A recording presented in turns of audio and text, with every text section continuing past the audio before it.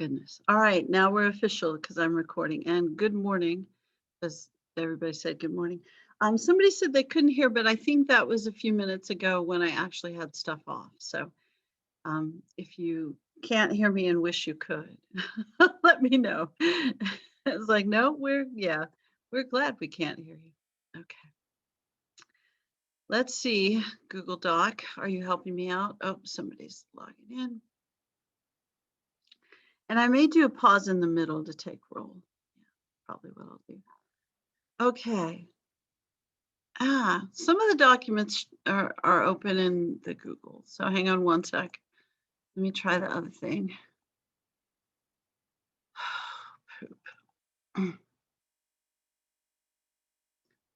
Yeah, I'm definitely not meant to teach online, am I? Okay. Looks like it can only open one thing at a time. So we'll look at the timed question review first. Let me see. Make it bigger. There we go. Hopefully that, oh, there you guys are. Okay. So for the timed question review, for whatever reason in these chapters, I have the really odd kind of sticky note.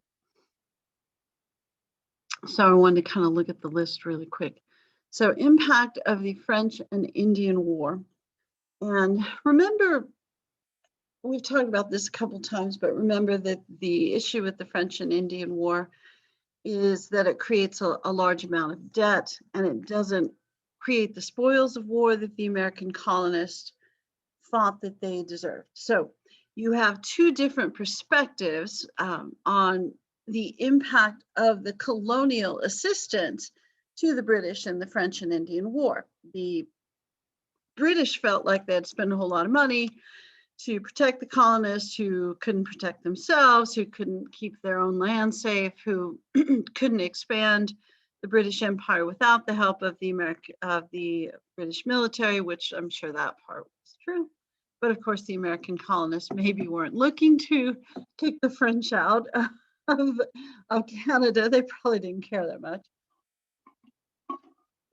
Excuse me. And the American colonists felt like, we may not pay as much in taxes, but we're literally on the front lines of the conflict. We're holding down the fort, quite literally. We risk our lives. We're not safe back in England. Oh, crud, what just happened there? Dang. I'm sorry. Can you guys see the notes? I'm going to cry before today is over, only because of technology. Yeah. But if you get a chance, if you'll let me know if you can't see the notes, I assume that you can. Some weird thing popped up. I think it was Facebook. Dang, Facebook. Facebook messes everything up. All right. So, that's not what we were supposed to be looking at. All right. Am I crying yet? No. One more try without getting frustrated. Okay, back to this. You may have been seeing this the whole time, but it went away from my screen. So it's back up, maybe. Let's see. All right, so back to French and Indian War, debt and contribution. The American colonists really felt like because they were on the front lines risking their lives, it wasn't necessary for them to pay higher taxes. And because they were willing to assume the risk, they should also get the reward, which would be a higher standard of living, lower taxes, and the potential to gain new land.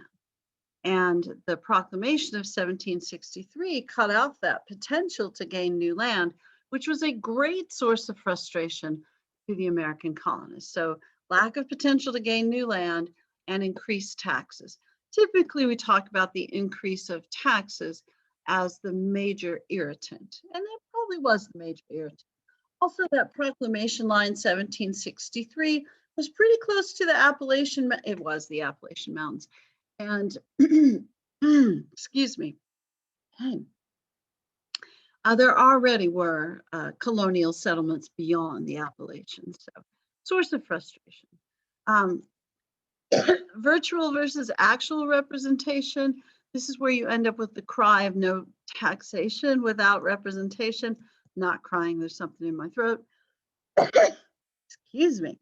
So American colonists felt like they should have an actual representative in Parliament to speak on their behalf, talk about whether the taxes were fair, vote for them directly. What they had instead was a virtual representative, somebody who was put in place by or appointed by within the British Parliament to represent them, and likely a person who not only had never been to the colonies, really didn't care what the colonists wanted. So he was likely to be an extra representative for his own actual constituency, the people that he lived near, rather than trying to represent the colonists. And because he was appointed, it's not like he's, necessarily beholden. I don't know what the right word is. That's too old fashioned maybe, but responsible, we'll just go with that, to his constituents in the colonies, because they don't vote for him anyway. So if he doesn't do what they want, they can't vote him out, which is part of the frustration of the American colonists, because they had virtual versus actual representation. And there were some people, who looked at Enlightenment political philosophy and went, nah, they got a good point. And then there were other people in the British Parliament that went, nah, they're kind of just whiny, because their lives are so much better than the average person's life in Britain proper, Great Britain proper, that they really shouldn't whine about this stuff. Plus, they're not actual British citizens. And that was kind of a point of contention as well. Are the American colonists actual British citizens? Because typically, when you took a colony, when you're doing this imperialism kind of thing, you take over some land and you've got a few guys from your country, but mostly you've taken over the natives and you're exploiting their resources and stealing stuff from them, that kind of thing. Here, not only are you kind of, engaged in trade, you're mostly engaged in taking land. So here you have a bunch of people who originally were from Great Britain, who moved to the American colonies, take over the land, and the people back in England don't see them as proper British citizens. They see them as colonists, so therefore they are lesser, they're not equal to British citizens. The American colonists saw themselves, of course, as not only full British citizens with the equal rights of British citizens, but as more patriotic, potentially, than the folks back in England, because they were willing, again, to take that risk to help expand the British Empire. Hopefully that makes a little bit of sense. Make a little bit of sense, maybe. And I think we talked about taxes last time a little bit, and maybe even got to Boston Massacre. No, we got to Boston Tea Party last time, didn't we? Yeah. Oh, sorry. So when the British needed to pay off the cost of the war, of course, the best thing always is to pay off the cost of the war without raising taxes on the people who vote for you. So they raised taxes on the colonists who couldn't vote for them, and they added the Sugar Act, which probably just affected wealthier people and people who lived in port cities, people who imported sugar, and that was irritating.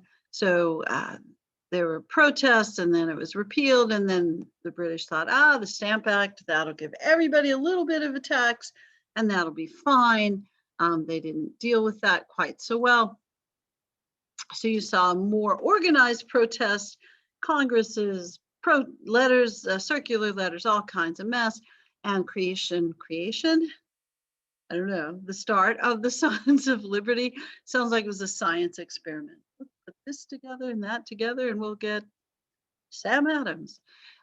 So Stamp Act led to Sons of Liberty and Daughters of Liberty and boycotts and circular letters, and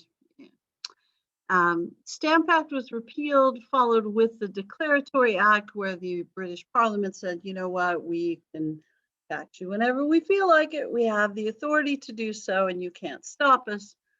And the American colonists didn't really care about that.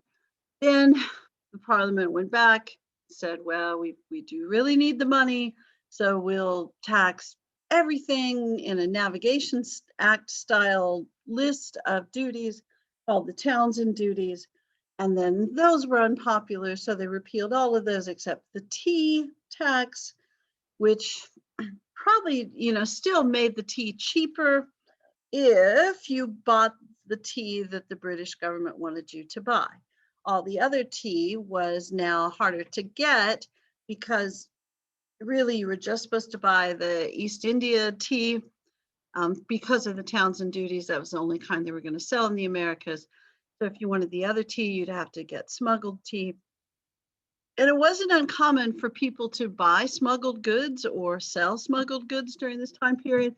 But part of the Tea Act was to really enhance enforcement of anti-smuggling laws, that sort of thing. So they had more people at ports, so it was really harder to smuggle. And they also had, they'd gotten rid of trial by jury in the colonies and done vice admiralty courts, and they'd started that before. So huge frustration. So sorry about the tea tax. And not necessarily, I know every once in a while I have somebody say, well, they're probably really frustrated because it was a monopoly. Well, people weren't as upset about monopolies back then. You'll notice that as we go through this period of history, people don't get as frustrated about monopolies then as we do like 20th century or 21st century. They were really frustrated because stuff was more expensive and people were telling them what to do. So they were irritated about that. So the group Sons of Liberty are going to organize some of the more physical natured protests, the in-person protests where not the letters and things like that, but where you had signs and propaganda and demonstrations and maybe dressed up like natives and threw tea in the harbor. So Sons of Liberty, Sam Adams is usually the most famous one that we talk about, but we'll look at list of Sons of Liberty if you like. Boston Massacre, when some of the citizens, Boston colonists, got frustrated with the presence of troops in Boston who were really there to enforce Townsend duties and other laws, not to protect them. And of course, you're being charged for these troops, so you got to pay taxes for them. Plus, they've got the Quartering Act during this time period. So if the soldiers are there, it's not like there are hotels or bases or barracks or anything. So they got to live somewhere. So they're going to live with colonists. And the colonists resent that because, not only do they live in your house, they eat your food, you got to feed their horse if they have a horse, they're hitting on your daughter, it's a mess. So people got really frustrated about the quartering. So when you had these soldiers patrolling, sorry, I'm trying not to sneeze at you. When you had these soldiers patrolling in the city, people got frustrated with them and started pelting them with snowballs. And then the soldiers shot into the crowd and some people died, 5. So then there's more propaganda and, it becomes kind of a big rallying cry. Now, the soldiers do get a trial and they're defended by John Adams, cousin of Sam Adams, and really a fine lawyer. And they're found not guilty of assault, murder. So, it's pretty good legal defense, but it also stirs people up. And then, of course, the next instance of frustration that is seen in the American colonies is the Boston Tea Party, where the Sons of Liberty dress up as Native Americans, toss all the tea in the harbor, and turn the harbor brown. Several $1 million worth of tea, so it's not like a big joke, not like Senior Prank or anything.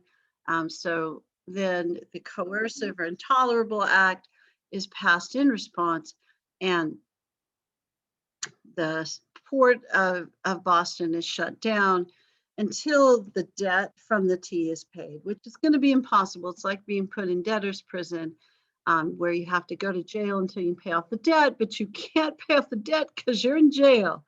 And if the harbor in Boston is closed, then they're not going to make any money because it's a port city and that's how they make money. So The thought here is they're going to punish Boston so harshly that no other colony is going to talk back, is going to protest what the British government is doing. So I don't know if you have siblings. I have 3 brothers. They were all rowdier than me. And although none of us, honestly, the voice go off. Are you guys singing? Okay. Yeah, if you can't hear, I don't know if it's you or if it's me. Uh-oh. Oh, okay. Sorry, I'm stopping for a sec.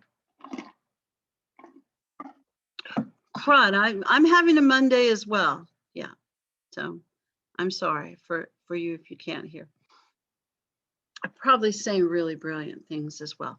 But what were we saying? Boston Tea Party. Oh, coercive acts. So, you know, the goal here was to frustrate. All right, let me type in the chat.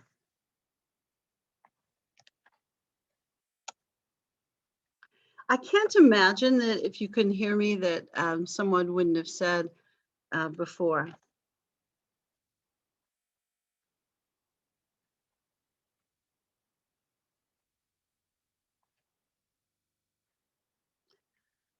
All right. Yeah, you know, the tech solution is always log off and log back on. And I always think people went to college for that and got a lot of training for that, and they still just tell you log off and log back on. I know it resets it, by the way. I know I'm just being whiny. Okay, so back to coercive acts. The British thought that by punishing Boston so harshly, that this would be a shot across the bow. Essentially, there would be a warning to everybody that you can't mess with the British without getting punished. And anybody else who does that is going to have, you know, suffer some pretty severe consequences. Sort of like when your parents, if one of you gets out of line, you know, if you have a sibling group, I have a sibling group. If one of us did something incredibly stupid, it was possible that my parents might have punished that one very harshly. So the other 3 of us would go like, hey, I'm not doing that. What happened here was all of the other colonies kind of stuck up for the one that got punished, you know, help them pay off the debt. It would be like if my parents had gotten mad at us and grounded us. I'm not going to say my parents grounded us because I'm older, so they did other things. You know, if my parents said, okay, Jim, my older brother, you skipped school, which I think he did once, we were not very impressively rowdy at all. But Jim, you skipped school, so we're going to spank you. Of course, they wouldn't have done that because he was in high school. And then the rest of us go like, no, Mom and Dad, don't punish Jim, punish us instead, or we'll take the spanking, which we would have never, ever done. But here, the other American colonies tried to help pay off the debt, send money. Well, they didn't try to help pay off the debt. They tried to support the people in Boston, make sure they had enough money and food, and they did, you know, more of those boycotts. So people bought internal stuff instead of exported things. So all good. Okay, I'm glad that the thing worked for Sandy. That's excellent. All right.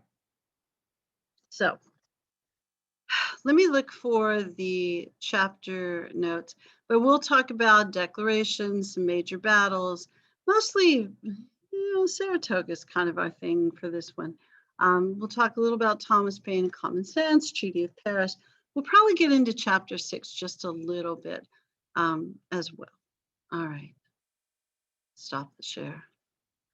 All right, I think actually I may pause for just a minute to take roll. You guys okay with that? Let me pause. All right, back to business. Let me see if I can share the screen with the notes. Nope. All right, let me try opening Google Drive. Open Google Drive. Poop. All right, I feel like it's promising now. Let's see. Dang.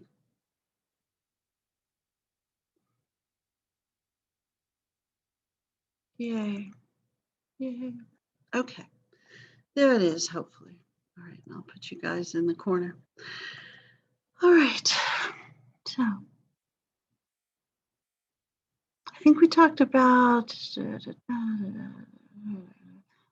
a lot of this stuff, didn't we? All right. So I know that we probably didn't talk. Oh, no, we probably did. Before all the taxes, we talked about a little more specifically. There were attempts to control colonial trade, but those attempts were made through navigation acts, and they typically put tax collectors in port cities to collect import and export duties, or they made lists of items that you could only trade with the British and tried to enforce those lists or those taxes, but it was really easy to get around that because you just found a port where there wasn't a British tax collector. So pretty easy to do in the earlier days. At this point, they've got a lot of military in the American colonies, and the military, part of the reason the American colonists are so frustrated with the presence of the military is because they're not there to protect them. They're there to collect taxes. I think in general, we're pretty fond of our military, but if they use the military to give out speeding tickets, we'd probably be less cool with the military, or enforce taxation laws or things like that. So so there you go. That's kind of what's going on with the frustration with the military and why we have the Third Amendment, everyone's favorite. Yeah, in Texas, everyone always knows the second, but the Third Amendment says that we can't be forced to quarter soldiers, to have them at our house and pay for their room and board and that sort of thing. So this is why, because they were quartered during this time period. Okay. When the American colonists started fighting,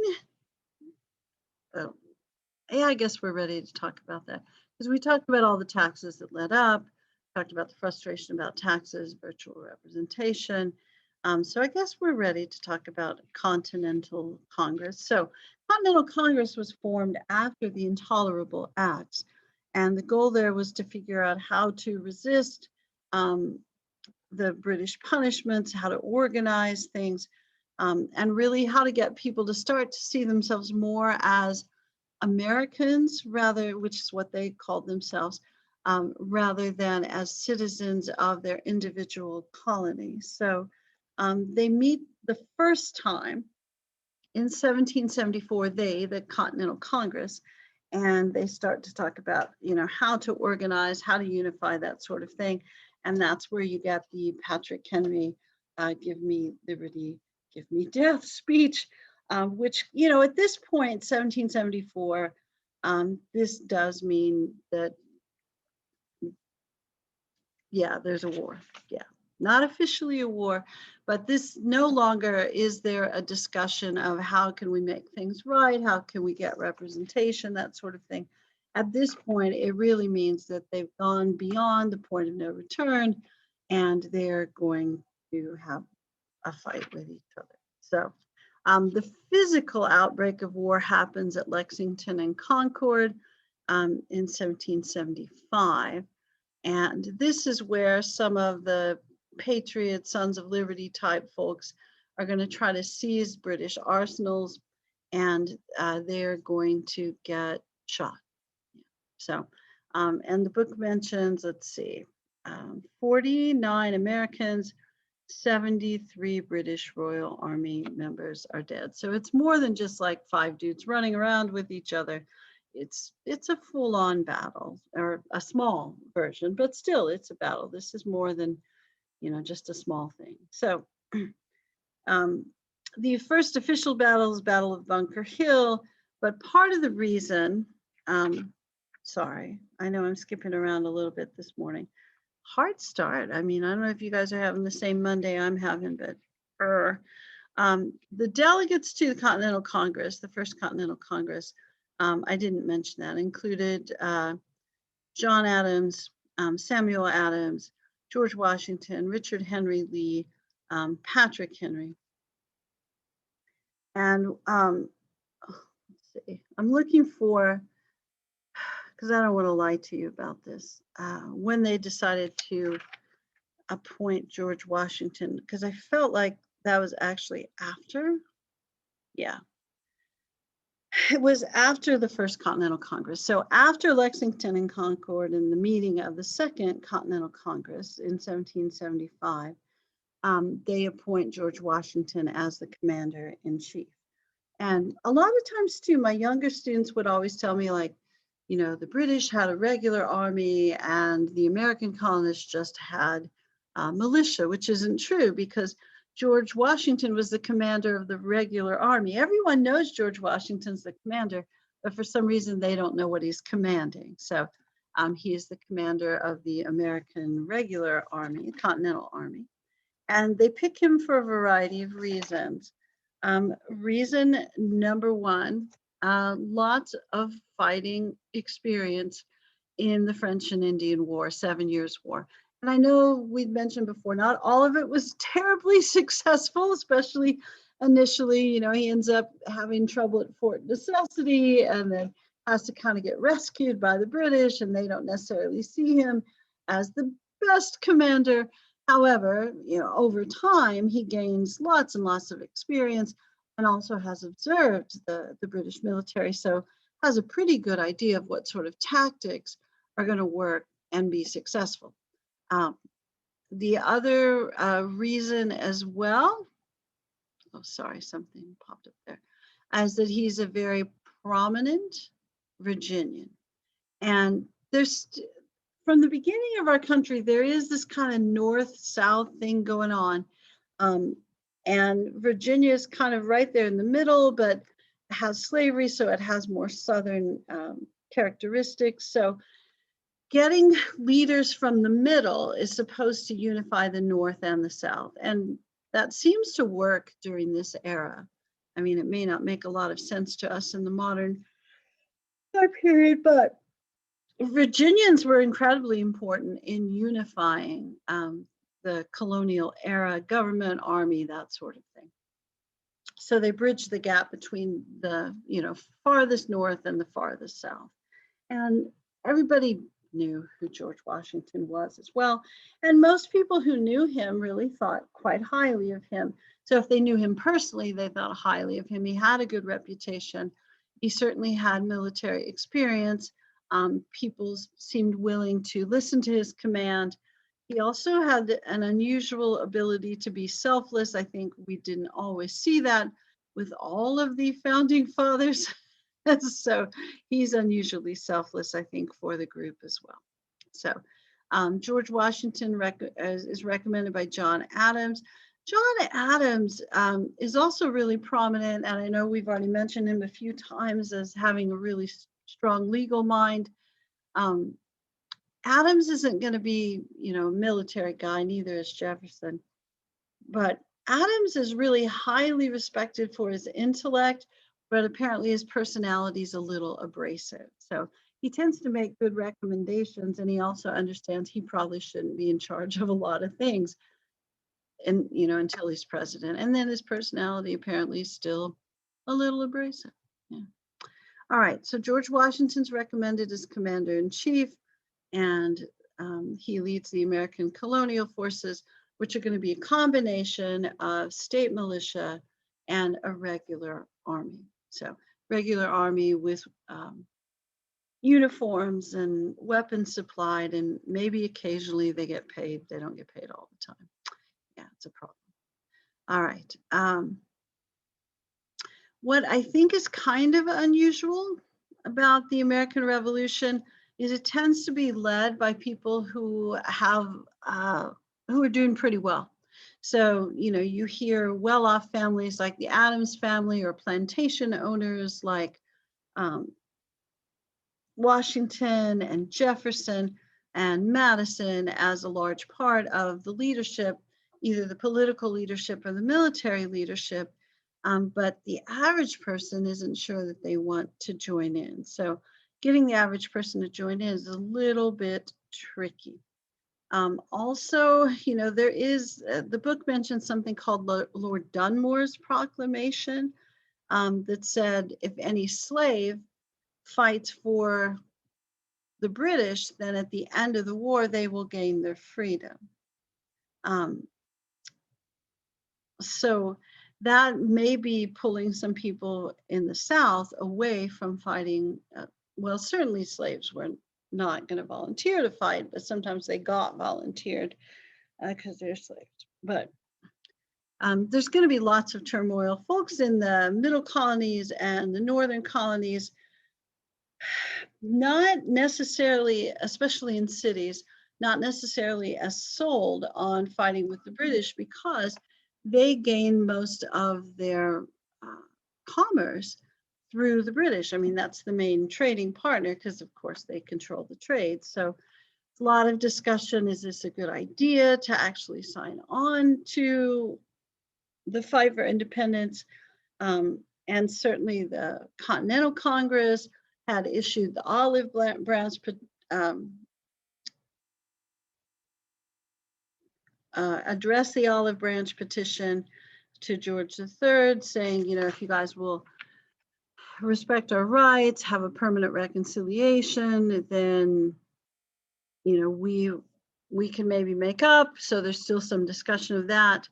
But then Common Sense. So Common Sense is published in January of 1776 by Thomas Paine. It's like, why did I, his name's right there, by Thomas Paine. And the goal here is really to remind people that all of this talk of democratic rule, representative government, that the British are so proud of is really just not true, not true at all. So in it, the boasting of constitutional government really defies the logic of a hereditary monarchy. So Paine calls England the royal brute and calls it a mother that devours, an unnatural mother who devours its children, and talks quite a bit about how it doesn't make sense. It's not logical for an island to rule a continent, and says all nature cries, 'tis time to part. And there's some other quotes. I don't know that all of those quotes are in there. It doesn't look like it. Oh yeah, they called America the great cause of all mankind and an asylum for freedom, that sort of thing. So really kind of talking up the revolutionary principles, talking about how the American colonies are far more democratic, far more in keeping with the principles of the Enlightenment than England is. So Thomas Paine's plan is really to create some sort of slogans, some appeal to the common person in a way that is persuasive and in a way that is emotional in some ways and logical. So really, I mean, it's propaganda in its truest sense.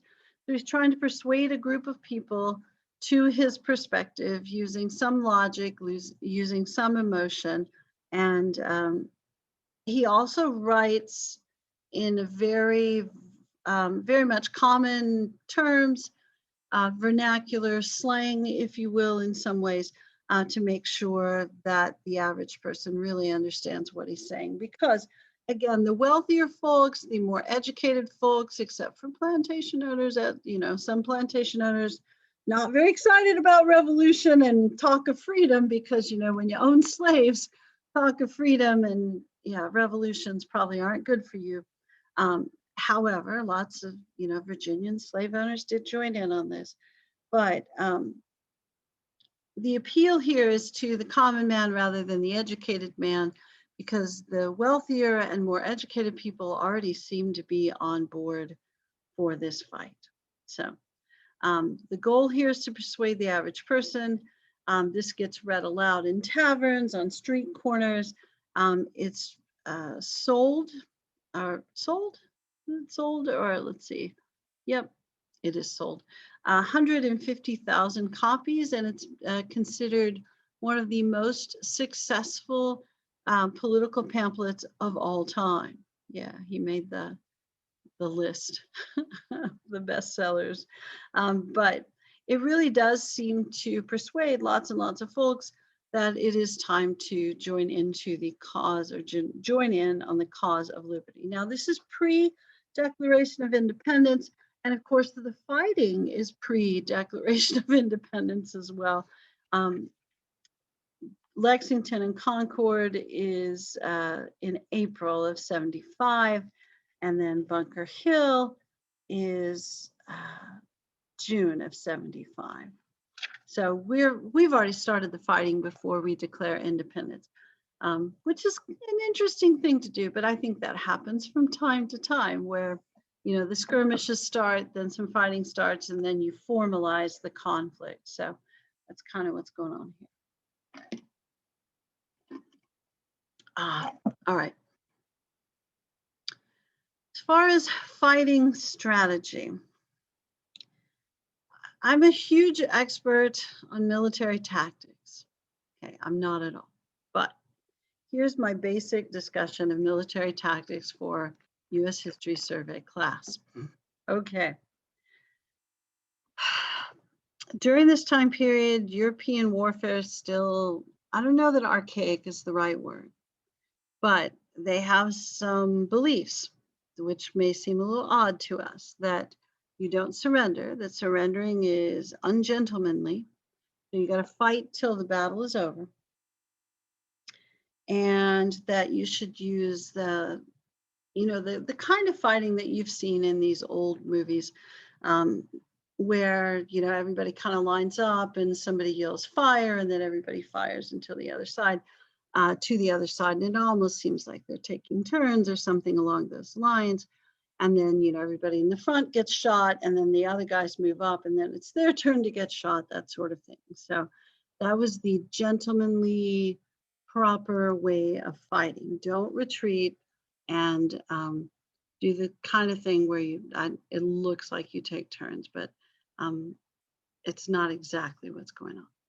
So George Washington understands that this is not going to work well for the United States for a variety of reasons. Plus, he's going to have to use a combination of regular army who has, the sort of training that the British Army would have, where they, marched in lines and had formal uniforms and all had the same weapons and that sort of stuff.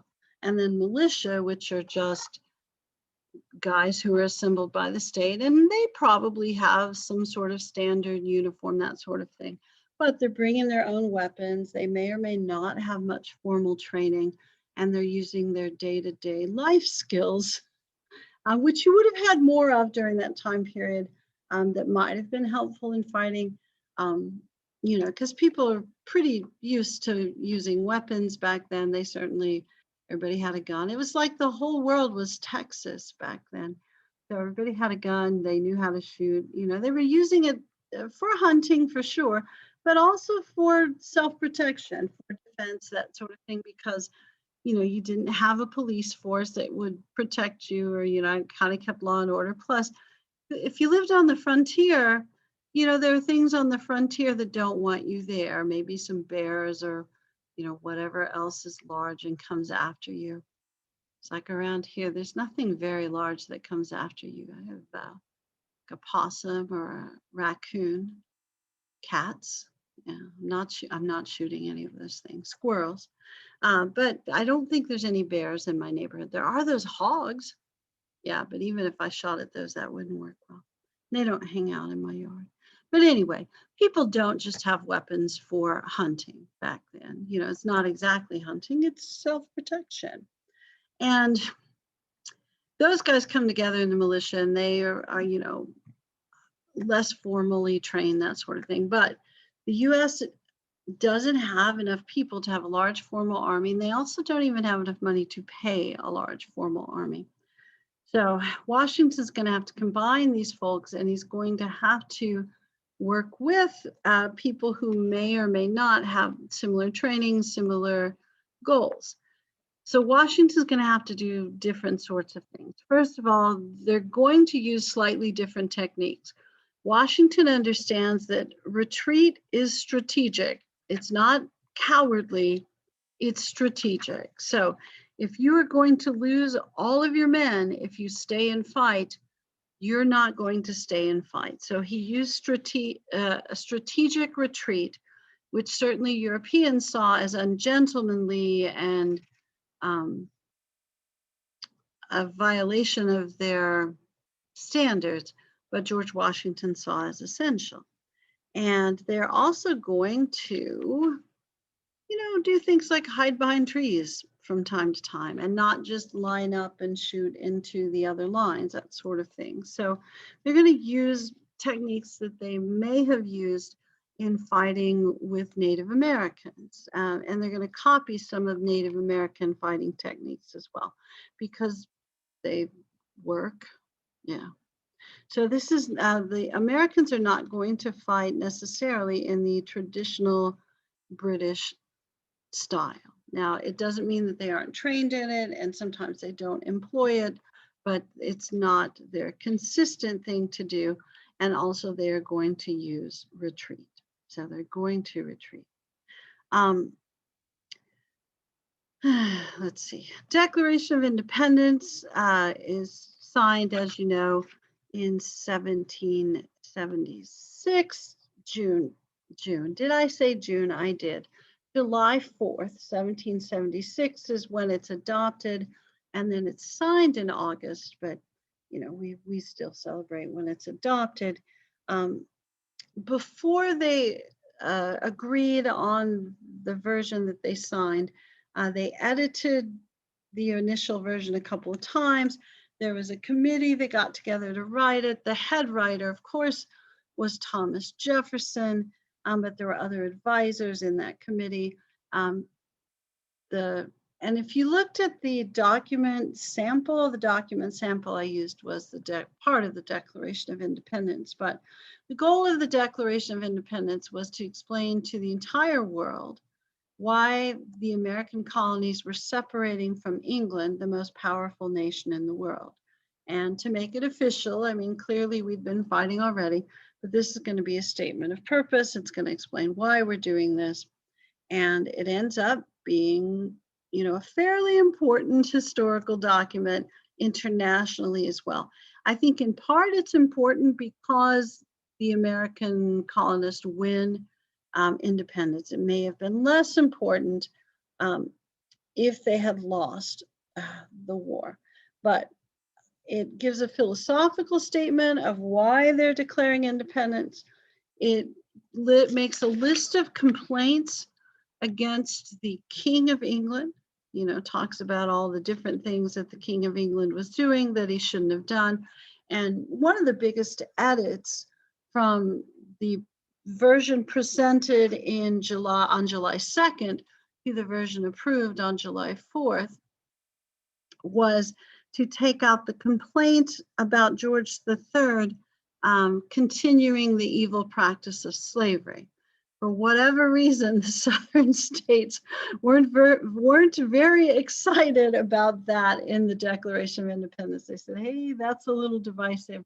Maybe we take that out. And it led to, of course, another discussion about, is there some sort of discrepancy between, natural freedom, saying that all people are endowed by their creator with certain unalienable rights, life, liberty, pursuit of happiness, and that those rights are conferred by God, not by government. So if you say this is owning people a violation of those rights, so it's going to lead to more discussion of that. And certainly there was discussion about that in the colonial era. There's discussion about that in the Revolutionary era. There's discussion about that in the era where the Constitution's created. There's discussion about that until we end slavery. So it's not, at some point they just went, oh, this looks bad. They knew that slavery was bad.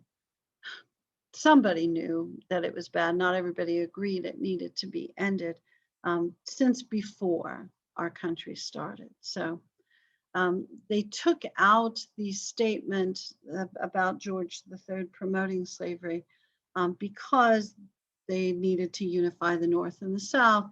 The thought was perhaps we'll solve that problem later, which we do, but not in the way that the founding fathers thought we would probably solve it. So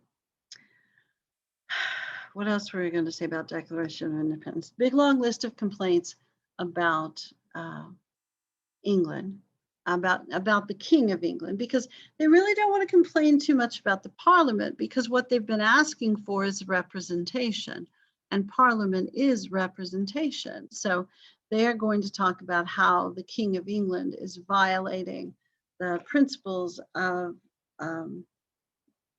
representative or Republican government, and then say, it's, you guys aren't going to solve this problem, so we're out.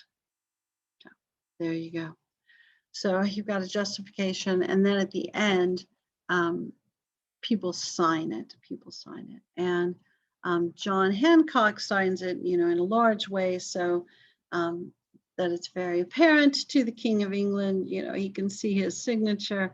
And you may remember we had a brief discussion of what happens when you sign a declaration of revolution or independence when you lose. So if you lose, then everybody on that list, those will be the first people who are executed. So when these guys say that they're pledging their lives and their sacred honor, they're not kidding. This is, they're risking their lives signing on to this. And they had seen what happens if people lose when they do this sort of thing. So not everybody thought that joining the revolution was a great idea. Usually when historians talk about this, they will say at the beginning of the revolution, it's probably a third, and a third. A third of the American colonists were in favor of it, a third were opposed, and a third were like, well, we don't know. They were neutral. And then, of course, you've got those Quakers who are pacifists, so they're not going to be in favor of the revolution, and it's going to cause them a bit of difficulty as time goes along. State militias, and in certain instances, required every able-bodied adult, and that's going to be defined differently in different states, to serve in the military. There was discussion about whether people of color should serve, whether slaves should be allowed to serve, or slaves should be allowed as substitutes. And at first, the colonial militias didn't have Black recruits, but after Lord Dunmore's proclamation, which said, if you work, if you're Black, if you're a slave, really, if you're a slave and you escape and fight for the British Army when the army is over, or when the war is over, then the British will free you. So people are going to accept African American fighters or soldiers during this time period. Free Blacks are going to enlist, and there will be, the book talks about this as well, enslaved African Americans who will tell their owners, like, hey, why don't you send me instead of your son? Because if each family is required to send somebody, you can send me and risk my life, as long as when this is over, I gain my freedom. So you're going to see quite a bit of that in the Chesapeake and the rest of the southern states. So, and the book will also mention that, that there are hundreds, maybe potentially thousands in the low numbers of slaves in the South who do escape and fight for the British in order to gain their freedom. All right, and then it talks again about slave owners who either allow their slaves to sign up or sign their slaves up with the promise of freedom later on. All right. Advantages and disadvantages during the war for either side. Let me stop for a second, see if I can see your faces. All right, does anybody have any questions they want to ask? Is there anything you guys want to talk about at all? I may grab some water because I'm going to start coughing again and I'm out of water. But ask a question. Ask a question. Hang on one sec.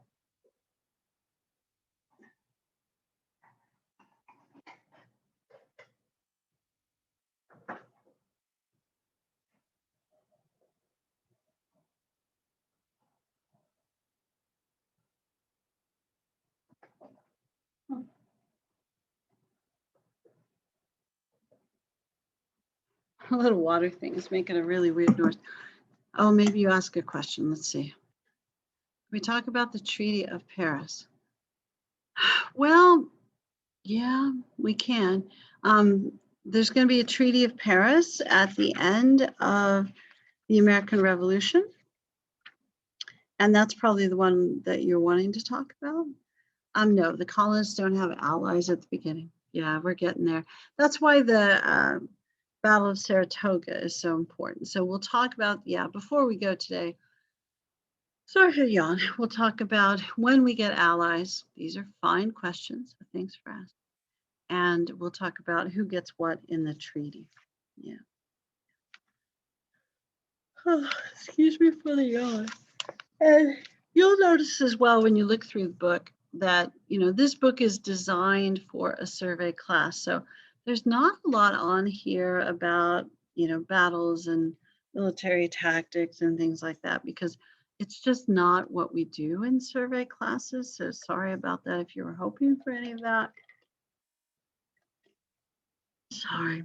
I don't know. I know what it is about class that makes me cough and all this stuff. I really don't sit around talking about history all day. So I should, but I don't. But yeah, we will absolutely get to those things that you guys ask about. They're coming. All right. And thanks for asking. I appreciate it. All right. So we'll talk first kind of generally, does England provide incentive? Oh, no. Well, England is going to encourage natives to harass Americans. Remember, the English have just kicked the French out of the Americas, and the English and the French are traditional rivals forever. So, and the English hate the Spanish as well. So, the English are not going to be very successful at getting much of an assist from France or Spain because they're traditional enemies. But their goal really is to keep, France or Spain from being aligned with them. Yeah. Yeah. You know, you would think maybe they would make a deal with them, but see, their thought is, how are these people going to defeat us? Because these are, I mean, they didn't even respect their contribution to the French and Indian War, the 7 Years' War. So their thought was, these folks really have no chance in this war. And on paper, they were correct. But yeah, there were things, there were conditions that made it very difficult for the British to fight, because the British have the best military in the world at this point. So they're probably the top colonial power, and they're really not expecting a colony to rebel. And they really view colonists as inferior, even colonists whose origins were from their home country, because they have to be inferior because they don't live in England. And, you know, they don't have the same government and representation and that sort of stuff, which is part of the argument that the colonists had. It's like, we deserve this, but sorry. Okay, so if we're looking at advantages and disadvantages, see, I guess we should look at this. I'll put the little note thing back up. So advantages and disadvantages for the different sides. For the British, largest, best military in the world. So they're going to have the best equipment. They're going to have the best Navy. The Americans really don't have a Navy. It's not a naval battle. So, you know, that turned out not to be the biggest thing. They're going to have the largest trained army in the world. They have the wealthiest country in the world in most ways, most measurements. So they're also going to be able to hire troops,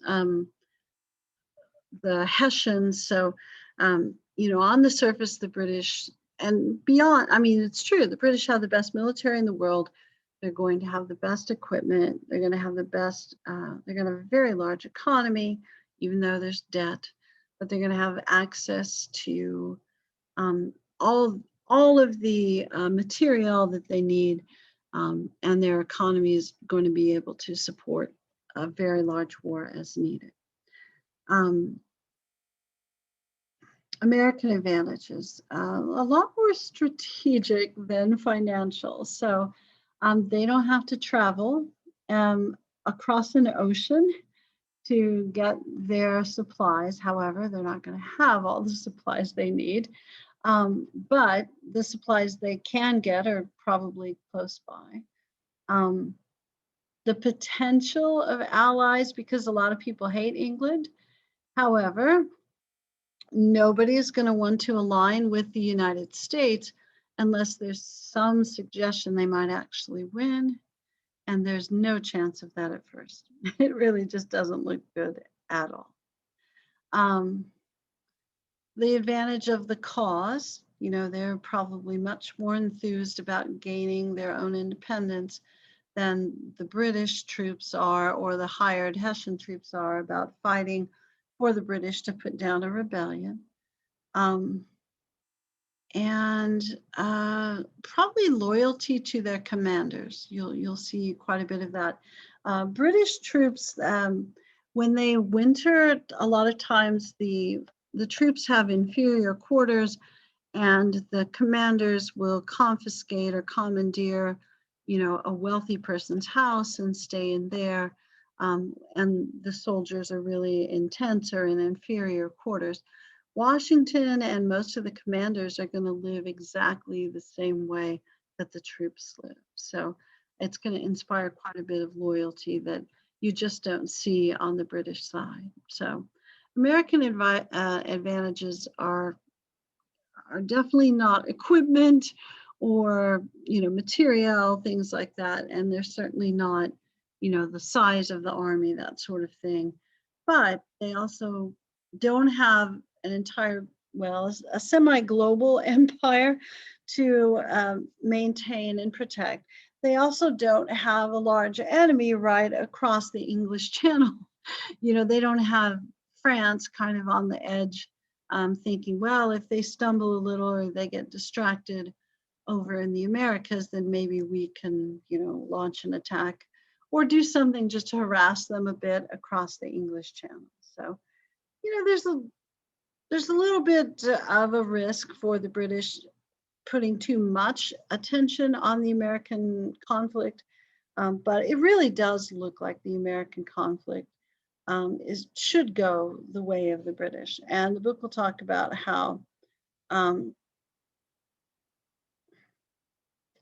it is possible that if the British had put all of their forces into the conflict and, as the book says, pursued it in a vigorous manner, that they could have put this down very quickly, potentially, if they had taken it seriously and seen it as a serious threat. But Washington is going to understand that a strategic retreat is going to be really important for him. So he needs to keep his army intact. So he's going to avoid a lot of direct conflict. And he's going to retreat as necessary. The book's going to talk about how in the first year or so of the conflict, really first years of the conflict, the Americans really didn't have victories. They really didn't win very much. So they're going to try to defend major cities, but the European style of fighting really was to hold the major cities, and that is the quickest way to win a European war, because the population is highly concentrated in urban areas in European countries during this time period. That is not the case in the Americas. So the Europeans come in and they control all of the major cities, and their thought is, well, we will win the war. But they don't, because the population isn't in the major cities. So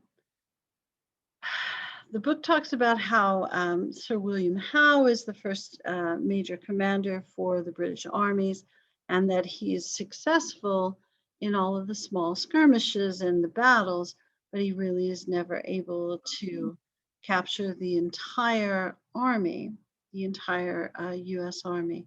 However, the army is starting to dwindle because the US Army is starting to dwindle because they're not having any victories. And, if you fight for a couple of years and you never win, it's kind of a problem. So um, they have to figure out how to win I mean, they know how to win a battle. They just don't have the men to do it, and they can't, um, fight head on without some unusual tactics to win a battle. So the first victory of the American army, oh, sorry for the yawn, is at Trenton, um, on not Christmas Day, but the day after Christmas. So um, at Trenton, New Jersey, the thought is they could go across the river and kind of launch a sneak attack and capture the armies at Trenton.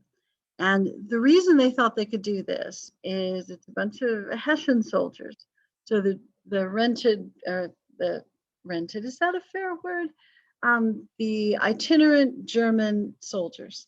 So soldiers for hire. It's primarily those guys. And they seem to understand that there's a fairly good tradition of getting a lot of alcohol for Christmas. There's no better way to celebrate the birth of Jesus than getting really drunk. So apparently this is what they traditionally did. So Washington says, you know what, these guys are going to be pretty hungover and they're not going to be expecting a fight. Typically, there's not a lot of battles in the winter. So let's do it.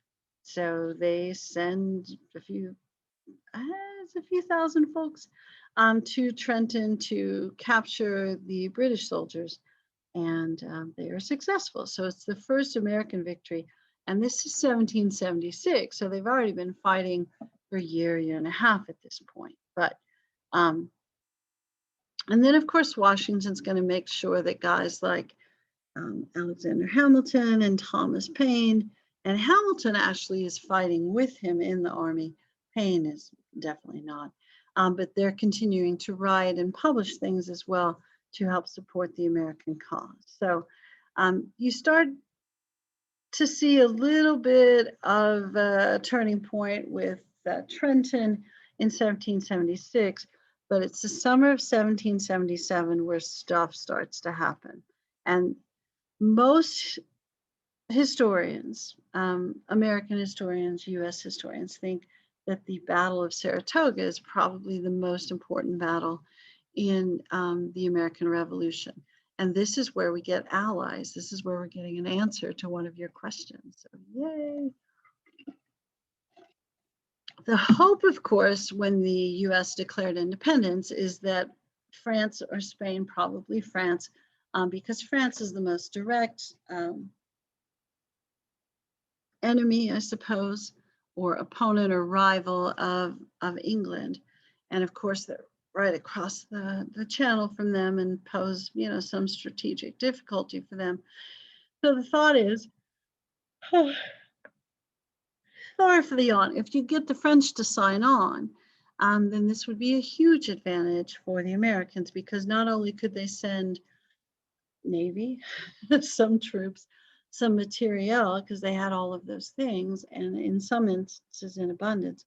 They could also make the English nervous across the English Channel so that they weren't as willing to commit as high a percentage of their army to the American conflict, to the American Revolution. So getting the French to be an ally would be extremely important. So what they decide, they don't make a decision. What they when the French decide, I was going to say the Americans decide this. No, what happens with the American troops at Saratoga? Saratoga's in New York, by the way, and the Northern armies, British armies, Second British Army was led by a general named John Burgoyne, and he had a nickname, Gentleman Johnny Burgoyne.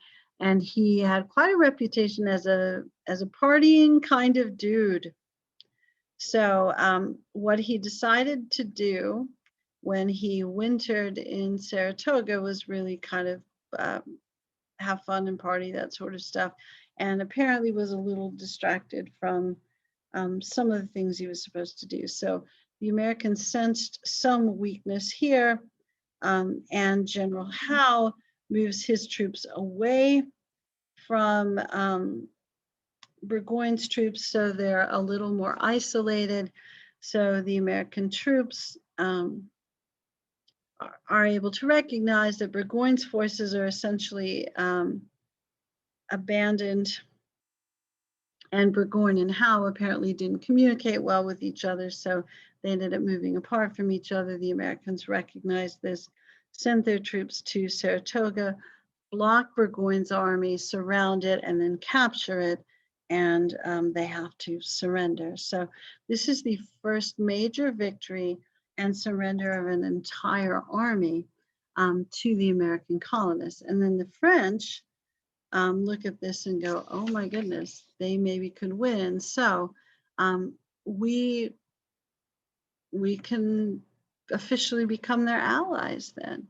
So we end up signing treaties with the French, Treaty of Amity and Friendship, and Treaty of Commerce with the French, so that we're going to agree to trade with each other and to align with each other. So the French officially recognize the United States after the victory in Saratoga, and the diplomat who arranges that treaty is going to be Ben Franklin. And Ben Franklin, yeah, he likes hanging out in Paris.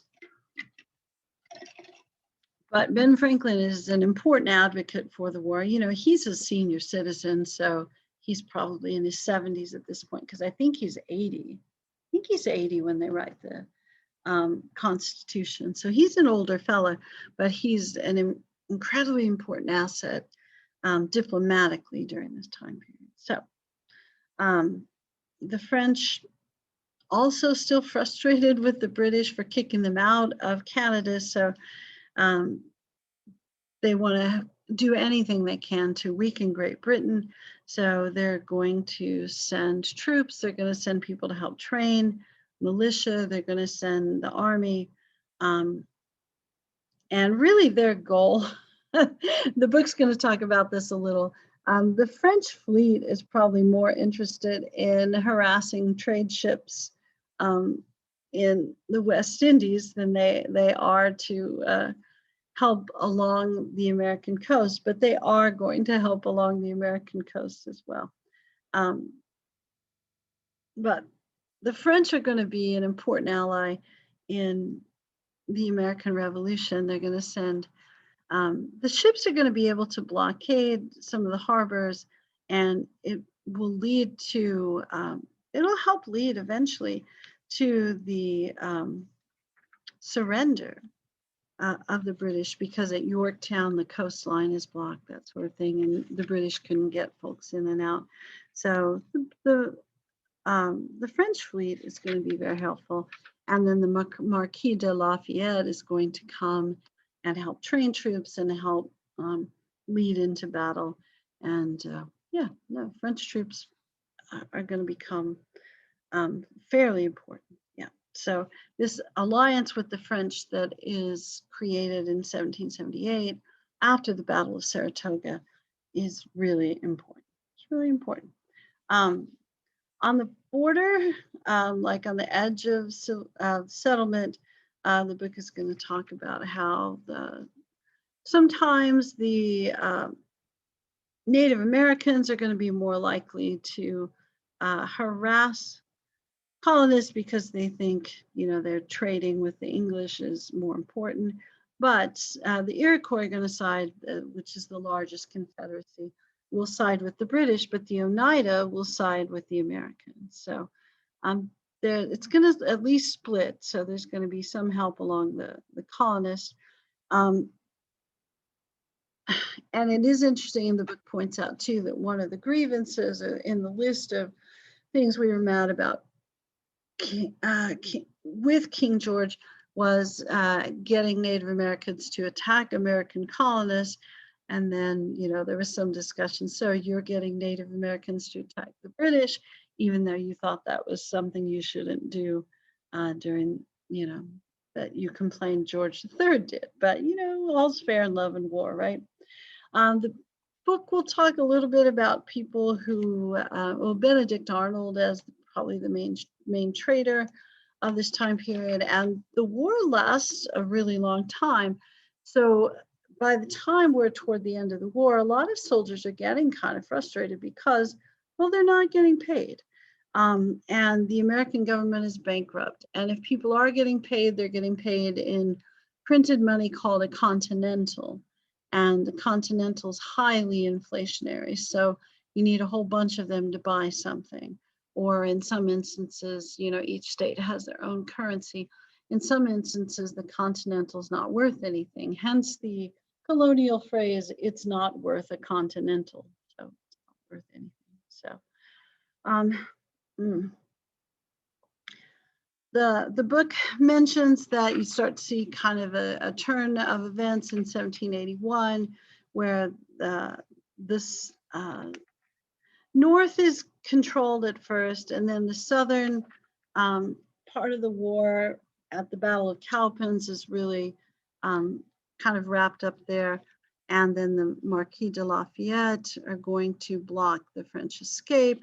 French fleet is going to block the harbors. So the northern armies are taken care of, the southern armies are taken care of and surrendered. So all that's left is the military at Yorktown. And for whatever reason, Cornwallis is going to consolidate all of the military in one spot. They get surrounded, the coastline is blocked, and then Cornwallis is going to surrender. So the Battle of Yorktown, 1781, is the official British surrender. And this was a surprise in some ways, that the war lasted so long, that the Americans were able to get an ally in France. The French, of course, are pretty excited that the Americans have won the conflict. Their hope is that they will become larger trading partners with the Americans, and also, you know, can weaken the British at the same time period. Of course, this is going to be followed up by a revolution in England, which is going to be problematic for them as well. So it's not really going to enhance their global power, but it's quite beneficial to people in the United States. So importance of the Battle of Saratoga is that it leads to a French alliance. And the war is more popular, independence is more popular in the North and in the middle colonies. Southern colonies, certainly, you know, you had major Virginians who were quite excited about revolution. I know you've probably seen, if you've seen the movie The Patriot, which of course is not accurate at all. I'm always fascinated by that movie. It's a you know, entertaining movie, but I can remember watching it and thinking, well, that is just the nicest slave owner you have ever seen. He just magnanimously frees his slaves, and he's best friends with them, and it's just okay. So yeah, Southerners in general, slave owners, are not always excited by revolution, by enlisting African Americans as in fighting forces, and by the idea of people thinking they have natural right to freedom. Yeah, Mel Gibson is a fine actor. I don't know if he still is. He's probably really old now. But the South's a little iffier, I suppose. And then one of the things that you'll notice pretty quickly, and we'll talk about this more as we talk more about chapter 6, which we'll do a little bit today, but not much, to be honest, is that the people who favored England are not going to be treated very well. So sometimes, you know, it might be colonial merchants, because that's where they see all of their money. Plantation owners are going to see the writing on the wall, and they're, of course, going to become more loyal to the American cause as it becomes fairly apparent in that last year or so that the Americans are going to win. But people who really were loyal to the British are probably going to leave the American colonies, because they're going to get re-educated.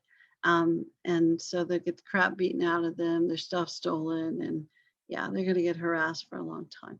And I think the book mentions a little, but it's probably more other sources, that Quakers get kind of a hard time as well, because they're neutral, you know, they're pacifists. So people sometimes saw them as secret loyalists. Now, the good news is if you're a loyalist, Canada is close by, but you're not going to be treated super well in Canada. And you're also not going to be treated super well if you move back to England, but it'll still probably be better than staying in the Americas when you're a known loyalist. Treaty of Paris, we want to talk about this, 1783. So Treaty of Paris, Ben Franklin, John Adams, John Jay, and you're thinking, I've never heard of John Jay. Sorry. Yeah, he's not as famous among the founding fathers, but he's also I think he's a Virginian as well. Why do I not remember? But he's going to be the initial Chief Justice of the Supreme Court as well. He's a fairly influential legal mind that he is important. Certainly people in that era knew who he was. So they're going to achieve a fairly impressive, and the book kind of lauds them. Do you say laud? L-A-U-D? Praises them. I have such an old person vocabulary. Is going to praise them for what they are able to accomplish. First, they get official recognition from Great Britain, which is one of the things they wanted. And Great Britain thought a couple of things. One, they're going to become our major trading partner. They're right about that. And two, they're not going to be able to run their own country. So at some point, they're just going to come back to us. They were a little wrong about that, but their thought was they're just going to trade with us, and we may eventually be able to control not just their economy but their country again. And they are going to be a major trading partner of the United States for a very long time and still remain an important ally. I think Joe Biden's first state visit to the Queen. I know he had a visit with her yesterday, but it's not uncommon. At any rate, so official recognition. I know I got sidetracked, didn't I? Official recognition from Great Britain.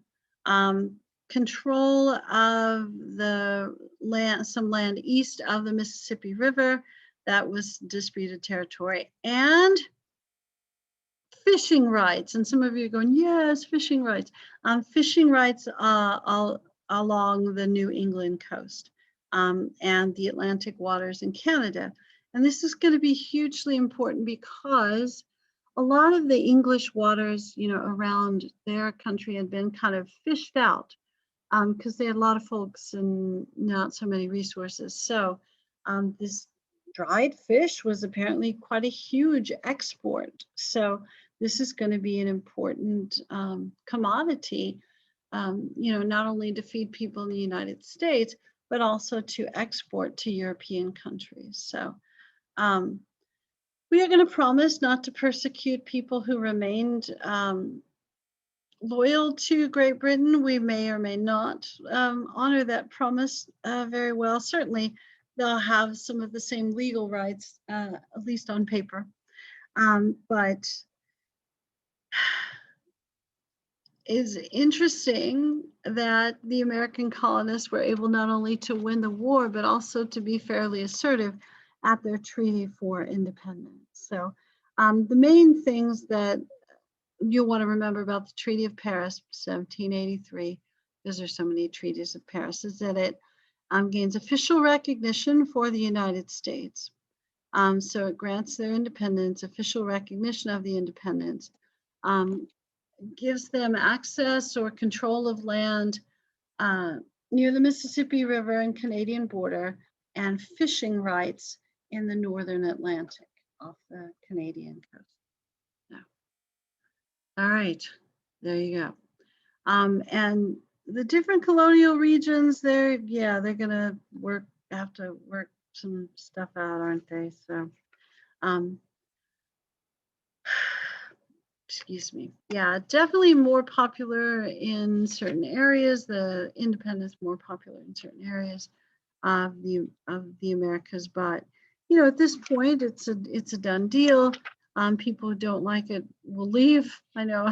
I can remember hearing people in my hometown when I was a kid, because I grew up in a fairly conservative, isolated place. If people complained about the United States, It's like, if you don't like it here, you could leave. It was like nobody ever leaves Joplin, Missouri, so except for me, but my family. All right, but yeah, what did happen if you were a loyalist and you felt strongly about that, you left? Also, you know what I think is moderately interesting, but not a test question, is one of the guys we're going to eventually harass so much that he leaves is Thomas Paine. Can you imagine? Thomas Paine, author of Common Sense, and these are the times that try men's souls, and yeah, you know, he writes lots of speeches for Washington and the army during the Revolution. But yeah, Thomas Paine's a little too much of an atheist, so we got to kick him out. Yeah, we don't really kick him out. He can't live in the United States comfortably, so he ends up actually moving back to England. Yeah.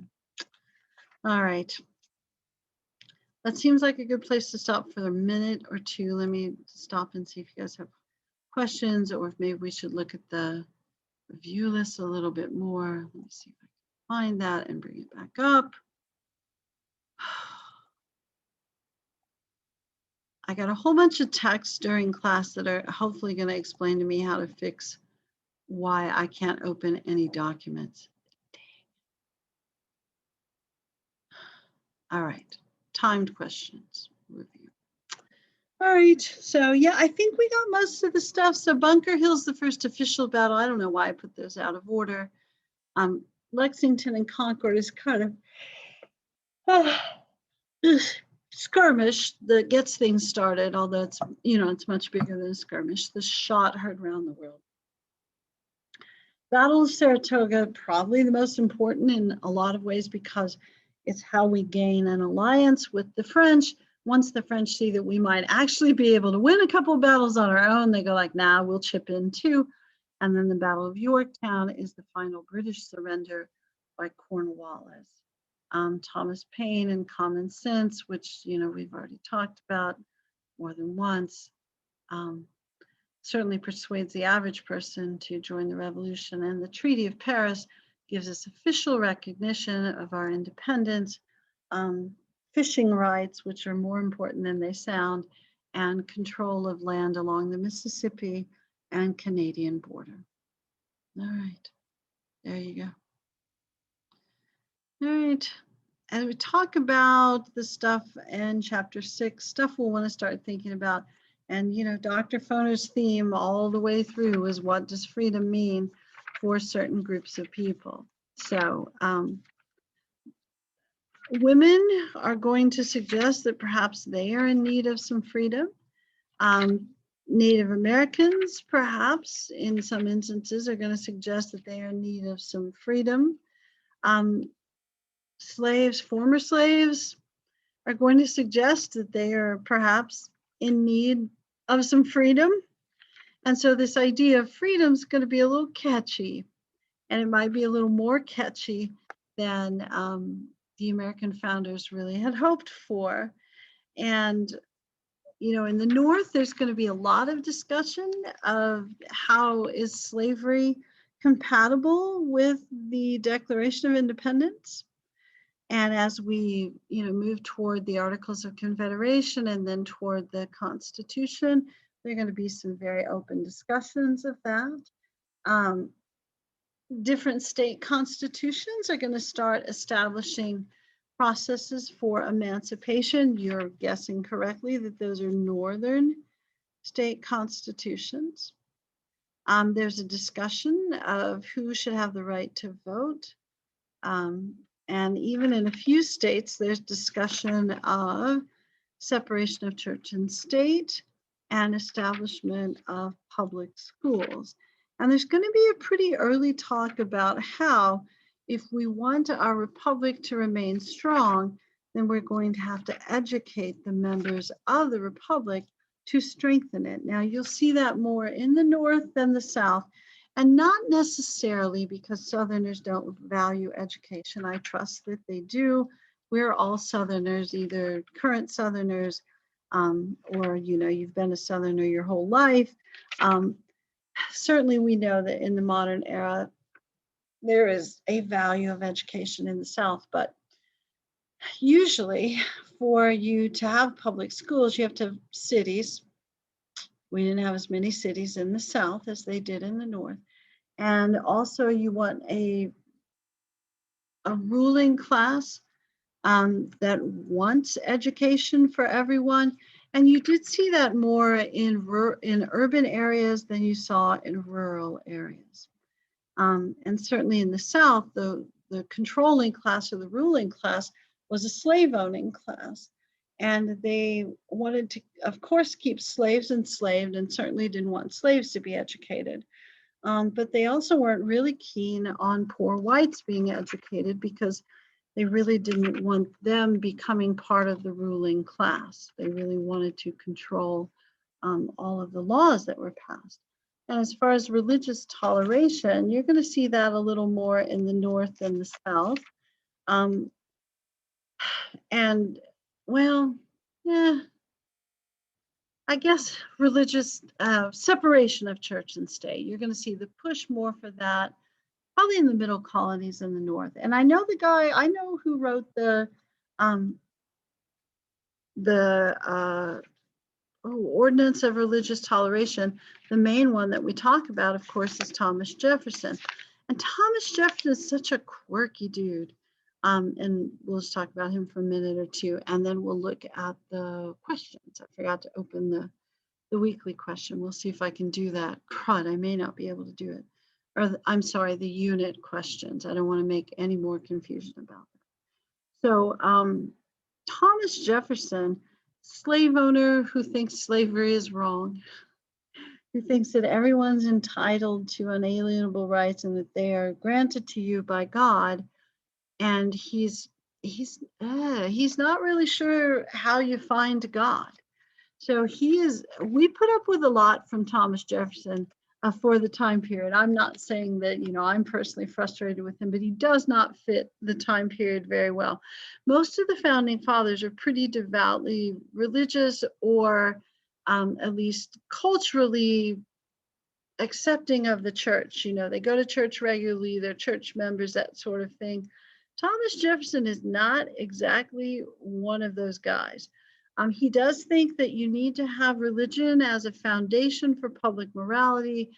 That is a fairly common idea during this time period. But he believes that religious text is often, what is the word that I'm looking for? Superstitious. And he's going to rewrite the Bible.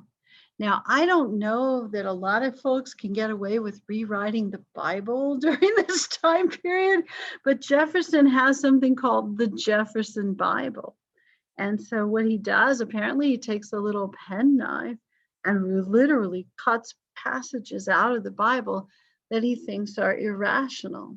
Well, I don't know if you've read the Bible. I don't know if you're all from, a fundamentalist Christian background the way that I am. So, I probably when I first started reading, I was probably like the Puritans.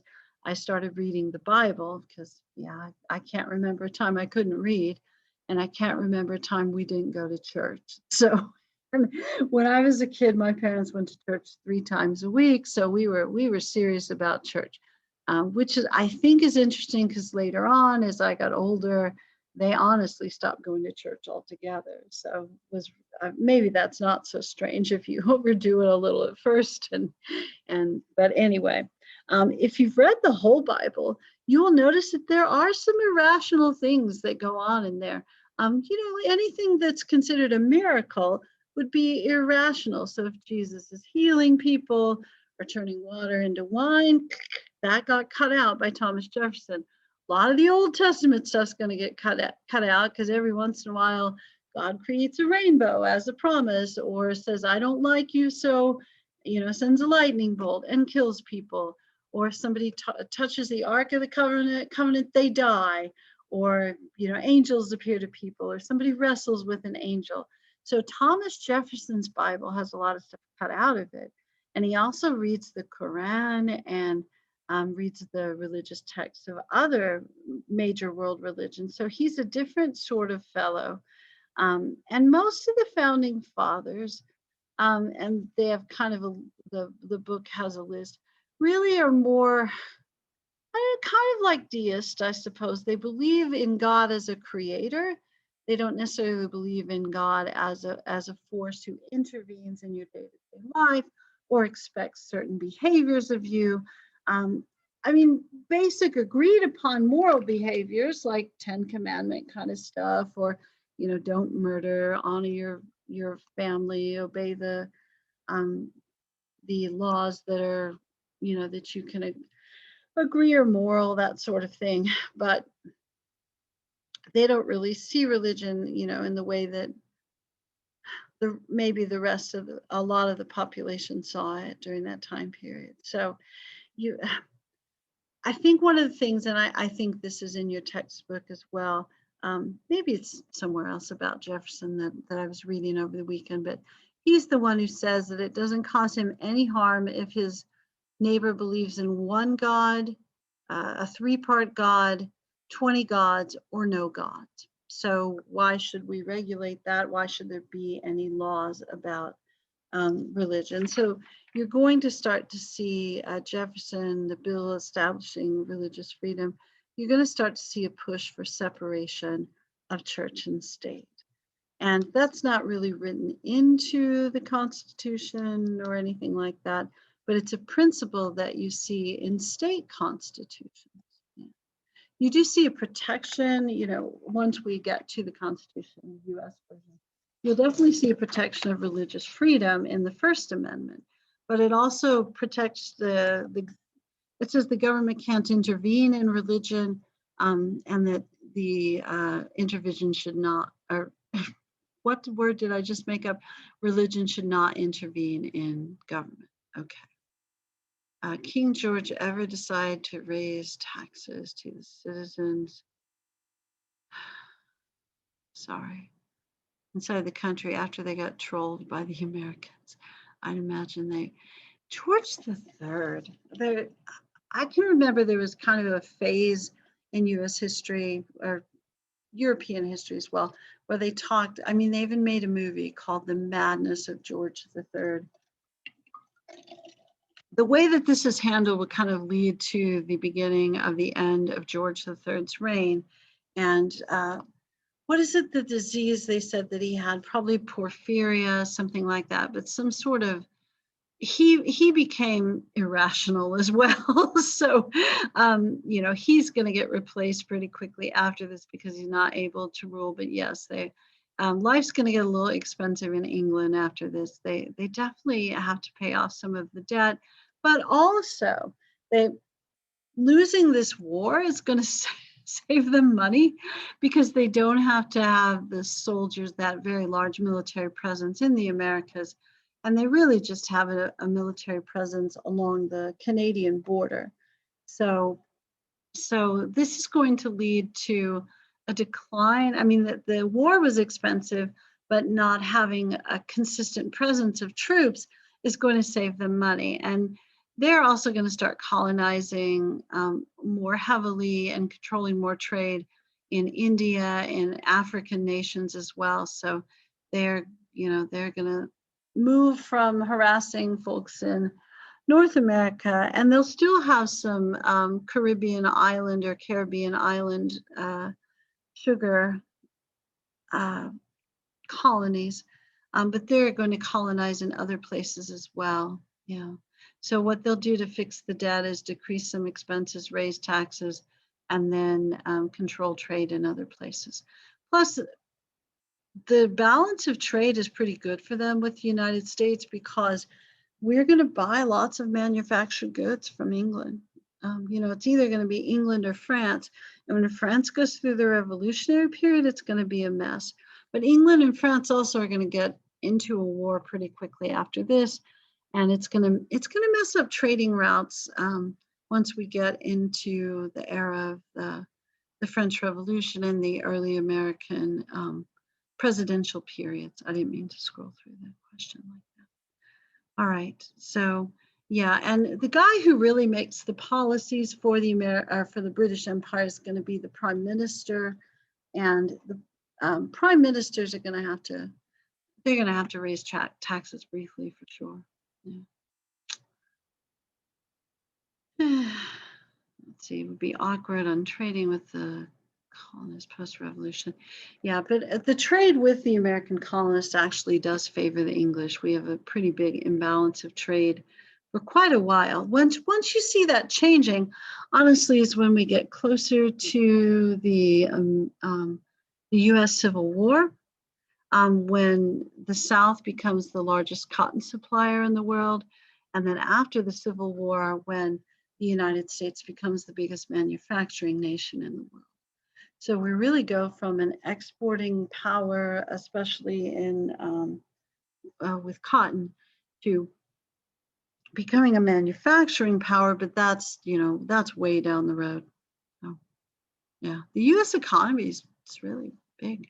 You know that the U.S. economy is still the largest economy in the world?